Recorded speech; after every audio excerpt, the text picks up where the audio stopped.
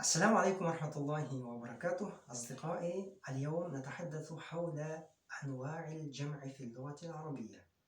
Hurmatli dostlar, bugun turgan temamiz arab tilindagi ko'plik tur. Anda esa to'g'ri temaga ko'ngil berasizlar. Arab tilida ko'plik tur 3 ga bo'linadigan. Jam'u al-muzakkar salim, to'g'ri ko'plik tur murskoy rod. Jam'u al-muannas salim, to'g'ri ko'plik tur bu женский rodga tegishadi ekan.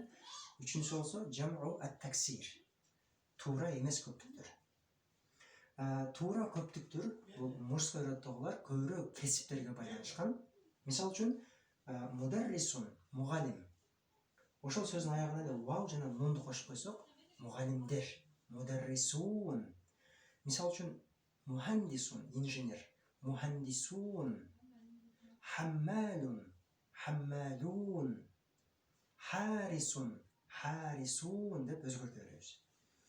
Alemi keyde grammatikалық ауылға жараша ваудың орнына я тамғасы қойылып қалады.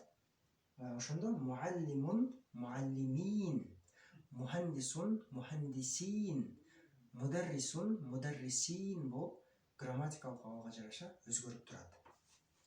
Ал эми женский родко көңүл бура турган болсок, женский роддо эң акыркы тамгасы та марбута болуп атат. Муаллиматун, ага алиф жана та тамгаларын кошсок, معلمة معلمات ساعة ساعات سيارة سيارات أستاذة أستاذات مهندسة مهندسات. Женский род ушул жерден жеңилирээк. Мужской жана туура эмес көптүктөргө караганда ушул жерден женский род жеңилирээк. Себеби аягы та марбута менен бүткөн сөздөрдүн 90-95% ушул формага түшөт экен. Ал эми жам'у таксир, туура эмес көптүктөргө көңүл бурсаңыздар, бул жерде көптүктөрлөрдү биз көбүрөөк сөздүктөрдөн үйрөнүшүбүз керек. Же болбосо уккан сөзүбүздү дароо жаттап калышыбыз керек.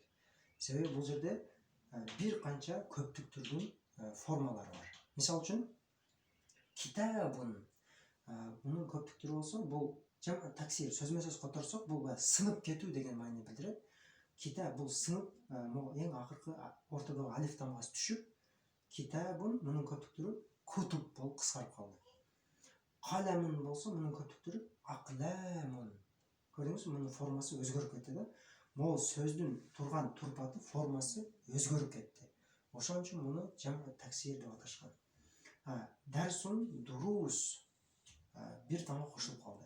Дойфун, доюф. Ал эми дафтарун болсо, экинчи тамгасынан кийин алиф тамгасы кошулуп дафатир. Мактабун, макатиб.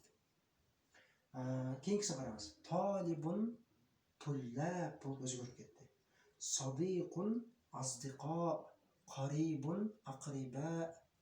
Ушундай тартипте жам'у таксир өзгөрүп кетет экен. Мындан башка да формалар бар. Мисал үчүн маридун, марда, табибун, атибба.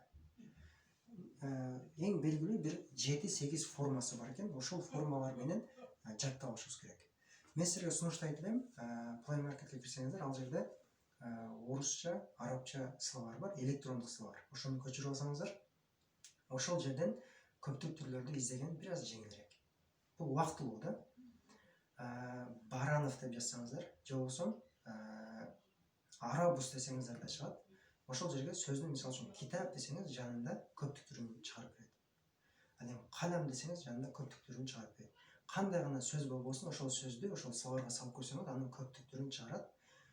Биз ошол тартипте, ошол формаларын баарын жаттап алышыбыз керек.